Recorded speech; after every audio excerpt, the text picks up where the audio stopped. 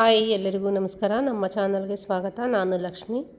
ಇವತ್ತು ಯಾಕೋ ತುಂಬಾ ಬಾಯೆಲ್ಲ ಒಂಥರ ಆಗಿತ್ತು, ಹುಷಾರಿರಲಿಲ್ಲ, ಸ್ವಲ್ಪ ನೆಗಡಿ ಇತ್ತು. ಹಾಗಾಗಿ ಸ್ವಲ್ಪ ಏನಾದರೂ ಖಾರವಾಗಿ ಮಾಡೋಣ ಅಂತ ಹೇಳಿ ನಾನು ಎಳೆದು ಬದನೆಕಾಯಿ ತೊಗೊಂಡಿದ್ದೀನಿ. ಬದನೆಕಾಯಲ್ಲಿ ಆಂಧ್ರ ಸ್ಟೈಲಲ್ಲಿ ಪಚಡಿ ಮಾಡ್ತಾರೆ ಈ ಕಡೆ ಎಲ್ಲ, ಆ ಥರ ಮಾಡೋಣ ಅಂತೇಳಿ ಮಾಡ್ತಾಯಿದ್ದೀನಿ. ಬನ್ನಿ ಮಾಡುವ ವಿಧಾನ. ಬೇಕಾಗಿರುವ ಸಾಮಗ್ರಿಗಳು ನೋಡಿ. ಮೊದಲಿಗೆ ನಾನು ಒಂದು ಬೌಲ್ಗೆ 1 ಚಮಚಷ್ಟು ಉಪ್ಪನ್ನು ಸೇರಿಸ್ಕೊಂಡು ಒಂದು 5 ಬದನೆಕಾಯಿ ಎಳೆದು ತೊಗೊಂಡಿದ್ದೀನಿ.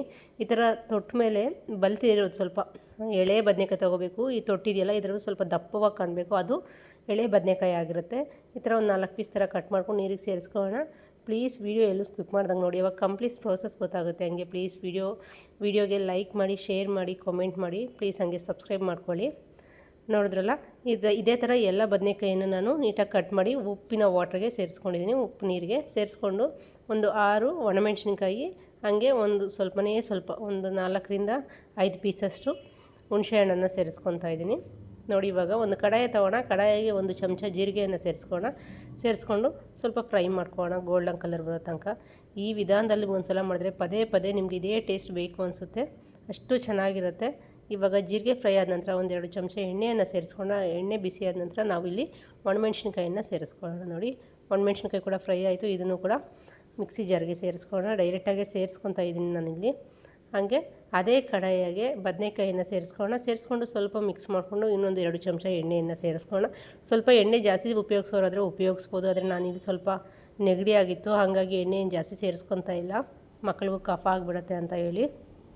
ಇವಾಗ ಬದನೆಕಾಯಿಯನ್ನು ಸೇರಿಸಿ ಮುಚ್ಚಳವನ್ನು ಮುಚ್ಚಿ ಒಂದು 5 ನಿಮಿಷ ಮಿಕ್ಸ್ ಮಾಡ್ಕೊಳ್ಳೋಣ.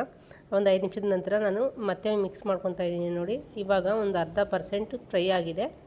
ಇವಾಗ ಸ್ವಲ್ಪ ಉಪ್ಪನ್ನು ಸೇರಿಸ್ಕೊಂಡು ಮತ್ತೆ ಒಂದು 5 ನಿಮಿಷ ಫ್ರೈ ಮಾಡ್ಕೊಂಡಿದ್ದೀನಿ. ನೋಡಿ, ಚೆನ್ನಾಗಿ ಹುರ್ಕೊಂಡಿದ್ದೀನಿ, ಹುರಿದಿದೆ. ಇವಾಗ ಮುಟ್ಕೊಂಡು ತೋರಿಸ್ತಾ ಇದ್ದೀನಿ. ಎಲ್ಲೂ ವೈಟ್ ಕಲರ್ ಇಲ್ಲ ಬದನೆಕಾಯಿ, ಇಷ್ಟಾದರೆ ಸಾಕು. ಇವಾಗ ಇದನ್ನು ಒಂದು ಪ್ಲೇಟಿಗೆ ತೆಗಿಯೋಣ. ತೆಗೆದುಬಿಟ್ಟು ಅದೇ ಕಡಾಯಿಗೆ ನಾನಿಲ್ಲಿ 2 ಮೀಡಿಯಮ್ ಸೈಜ್ದು ನಾಟಿ ಟೊಮೊಟೊ ಹಣ್ಣನ್ನು ಸೇರಿಸ್ಕೊತಾ ಇದ್ದೀನಿ. ಹಂಗೆ ರುಚಿಗೆ ತಕ್ಕಷ್ಟು ಉಪ್ಪು, ಹಾಗೆ ಸ್ವಲ್ಪ ಅರಿಶಿಣವನ್ನು ಸೇರಿಸ್ಕೊಂಡು ಫ್ರೈ ಆಗೋದಕ್ಕೆ ಬೇಡ. ನೋಡಿ, ನಾನಿಲ್ಲಿ ಒಣಮೆಣ್ಸಿನ್ಕಾಯಿ, ಜೀರಿಗೆ, ಹಂಗೆ ಈ ಹುಣಸೆ ಹಣ್ಣು ಪೌಡ್ರ್ ಮಾಡ್ಕೊಂಡಿದ್ದೀನಿ. ಇದಕ್ಕೆ ನಾವು ಒಂದು ಮಿಕ್ಸರ್ ಜಾರ್ಗೆ ಸೇರಿಸ್ಕೊಳ್ಳೋಣ, ಬೇರೆ ಮಿಕ್ಸರ್ ಜಾರ್ಗೆ ಸೇರಿಸ್ಕೊಳ್ಳೋಣ. ಇಷ್ಟಾದರೆ ಸಾಕಾಗುತ್ತೆ, ತರಿಯಾಗಿ ರುಬ್ಕೊಂಡಿದ್ದೀನಿ. ನೋಡಿ, ಈ ಪೌಡರ್ನ ದೊಡ್ಡ ಮಿಕ್ಸಿ ಜಾರ್ಗೆ ಸೇರಿಸ್ಕೊತಾ ಇದ್ದೀನಿ. ಸೇರಿಸ್ಕೊಂಡು ಹುಣಸೆ ಹಣ್ಣು ಮತ್ತು ಸೇರಿಸ್ಕೊತಾ ಇದ್ದೀನಿ. ನೋಡಿ, ಅವಾಗ ನಾನು ಬರೀ ಜೀರಿಗೆ, ಒಣಮೆಣ್ಸಿನ್ಕಾಯಿ ಅಷ್ಟೇ ಪೌಡ್ರ್ ಮಾಡ್ಕೊಂಡಿದ್ದೆ. ಹಾಗೆ ಹುಣಸೆ ಹಣ್ಣು, ಬೆಳ್ಳುಳ್ಳಿ, ಟೊಮೊಟೊ ಸೇರಿಸ್ಕೊತಾ ಇದ್ದೀನಿ. ಸೇರಿಸ್ಕೊಂಡು ಇವಾಗ ಸ್ವಲ್ಪ ನುಣ್ಣಗೆ ರುಬ್ಕೊಳ್ಳೋಣ. ಟೊಮೊಟೊನ ನಮಗೆ ಮಾಮೂಲಿಯಾಗಿ ನುಣ್ಣಗೆ ರುಬ್ಕೊಳ್ಳೋಣ. ನೋಡಿದ್ರಲ್ಲ, ಇಷ್ಟು ನುಣ್ಣಗಾದರೆ ಸಾಕಾಗುತ್ತೆ. ನೀವು ಒಣಮೆಣ್ಸಿನ್ಕಾಯಿ ಜಾಗದಲ್ಲಿ ಹಸಿಮೆಣ್ಸಿನ್ಕಾಯಿ ಕೂಡ ಉಪಯೋಗಿಸ್ಬೋದು. ಹಾಗೆ ಇವಾಗ ಬದನೆಕಾಯಿ, ಹಾಗೆ 1 ಪೀಸ್ ಈರುಳ್ಳಿ, ಅಂದರೆ ಒಂದು ಈರುಳ್ಳಿಯಲ್ಲಿ ಅರ್ಧ ಭಾಗ ಈರುಳ್ಳಿಯನ್ನು ಸೇರಿಸ್ಕೊತಾ ಇದ್ದೀನಿ. ಸೇರಿಸ್ಕೊಂಡು ತರಿಯಾಗಿ, ಅಂದರೆ ಒಂದು ಸಲ ಜಸ್ಟ್ ಹಂಗೆ ರುಬ್ಕೊಳ್ಳೋಣ, ಜಾಸ್ತಿ ಏನು ಬೇಡ. ನೋಡಿ, ಒಂದು ಸಲ ಬರೋಂಥ ರುಬ್ಕೊಳ್ಳಿ ಸಾಕು. ನೋಡಿದ್ರಲ್ಲ, ಇಷ್ಟಾದರೆ ಸಾಕಾಗುತ್ತೆ. ಯಾಕೆಂದರೆ ಬದನೆಕಾಯಿ ನುಣ್ಣಗಾಗಬಾರ್ದು, ಆವಾಗ ಚೆನ್ನಾಗಿರಲ್ಲ. ಈ ವಿಧಾನದಲ್ಲಿ ತಪ್ಪದೆ ನೀವು ಒಮ್ಮೆ ಟ್ರೈ ಮಾಡಿ, ಹೇಗೆ ಬಂದಿದೆ ಅಂತ ಕಮೆಂಟ್ ಮೂಲಕ ಕಮೆಂಟ್ ಮಾಡಿ. ನೋಡಿ, ಇಷ್ಟಾದರೆ ಸಾಕಾಗುತ್ತೆ. ನೋಡಿದ್ರಲ್ಲ, ನಾನು ಸ್ಪೂನಲ್ಲಿ ತೆಗೆದು ತೋರಿಸಿದ್ದೀನಿ. ಹಿಂಗಾದರೆ ಸಾಕಾಗುತ್ತೆ. ಇವಾಗ ನಾವು ಯಾವ ಕಡಾಯದಲ್ಲಿ ಫ್ರೈ ಮಾಡ್ಕೊಂಡಿದ್ವಲ್ಲ, ಎಲ್ಲ ಹುರ್ಕೊಂಡಿದ್ವಲ್ಲ ಎಣ್ಣೆಯಲ್ಲಿ, ಅದೇ ಕಡಾಯಿಗೆ ಸೇರಿಸ್ಕೊಳ್ಳೋಣ. ಎಲ್ಲ ಚಟ್ನಿಯನ್ನು ಮಿಕ್ಸಿ ಜಾರಿಂದ ಸೇರಿಸ್ಕೊಂಡು ಸ್ವಲ್ಪ ನೀರನ್ನು ಸೇರಿಸ್ಕೊಳ್ಳೋಣ. ನಾನೊಂದು ಅರ್ಧ ಗ್ಲಾಸಷ್ಟು, ಕಾಲು ಗ್ಲಾಸಷ್ಟು ನೀರನ್ನು ಸೇರಿಸ್ಕೊತಾ ಇದ್ದೀನಿ. ಸೇರಿಸ್ಕೊಂಡು ಇವಾಗ ಇದಕ್ಕೆ ಸಿಂಪಲ್ಲಾಗಿ ಒಗ್ಗರಣೆ ಕೊಡೋಣ. ನೋಡಿ, ಒಂದು ಕಡಾಯಿಗೆ ನಾನು 1-2 ಚಮಚ ಎಣ್ಣೆ ಬದಲಾಗಿ ನೀವು ತುಪ್ಪ ಕೂಡ ಉಪಯೋಗಿಸ್ಬೋದು. ಹಾಗೆ ಸಾಸಿವೆ, ಜೀರಿಗೆ, ಕಡಲೆಬೇಳೆ, ಉದ್ದಿನಬೇಳೆ, ಸ್ವಲ್ಪ ಕರಿಬೇವು ಸೊಪ್ಪು, 2 ಒಣಮೆಣ್ಸಿನ್ಕಾಯಿ, ಜಜ್ಜಿ ತೊಗೊಂಡಿರುವಂಥ ಬೆಳ್ಳುಳ್ಳಿಯನ್ನು ಕೂಡ ಸೇರಿಸ್ಕೊಂಡು ಗೋಲ್ಡನ್ ಕಲರ್ ಬರೋ ತನಕ ಫ್ರೈ ಮಾಡ್ಕೊಳ್ಳೋಣ.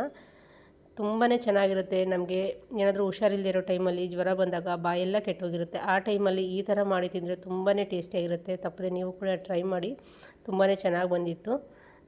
ನಾನು ಇಲ್ಲಿ ಒಣಮೆಣ್ಸಿನ್ಕಾಯಿ ಉಪಯೋಗಿಸಿದ್ದೀನಿ, ನೀವು ಬೇಕಿದ್ರೆ ಹಸಿಮೆಣ್ಸಿನ್ಕಾಯಿ ಕೂಡ ಉಪಯೋಗಿಸ್ಕೊಂಡಿದ್ರೆ ಅದು ಕೂಡ ಸ್ವಲ್ಪ ಗ್ರೀನ್ ಕಲರಲ್ಲಿ ಬರುತ್ತೆ, ಆದರೆ ಅದು ಕೂಡ ಸೇಮ್ ಟೇಸ್ಟಲ್ಲೇ ಇರುತ್ತೆ. ನಾನು ಇಲ್ಲಿ ಕೊತ್ತಂಬರಿ ಸೊಪ್ಪು ಉಪಯೋಗಿಸಿಲ್ಲ, ನೀವು ಬೇಕಿದ್ದರೆ ಕೊತ್ತಂಬರಿ ಸೊಪ್ಪು ಕೂಡ ಸೇರಿಸ್ಕೋಬೋದು. ಆದರೆ ನಾನು ರೆಡ್ ಕಲರಲ್ಲೇ ಬೇಕು ಅಂತ ನಾನು ಕೊತ್ತಂಬರಿ ಉಪಯೋಗಿಸಿಲ್ಲ, ಹಸಿಮೆಣ್ಸಿನ್ಕಾಯಿ ಉಪಯೋಗಿಸಿಲ್ಲ. ನೋಡಿದ್ರಲ್ಲ, ಎಷ್ಟು ಚೆನ್ನಾಗಿ ಬಂದಿದೆ ಅಂತ. ಬಿಸಿ ಬಿಸಿ ಅನ್ನಕ್ಕಂತೂ ಒಳ್ಳೆ ಕಾಂಬಿನೇಷನ್ ಅಂತಲೇ ಹೇಳ್ಬೋದು. ಹಾಗೆ ದೋಸೆ ಜೊತೆ ಕೂಡ ಚೆನ್ನಾಗಿರುತ್ತೆ. ತಪ್ಪದೆ ನೀವು ಟ್ರೈ ಮಾಡಿ, ಹೇಗೆ ಬಂದಿತ್ತು ಅಂತ ಕಾಮೆಂಟ್ ಮೂಲಕ ಕಮೆಂಟ್ ಮಾಡಿ.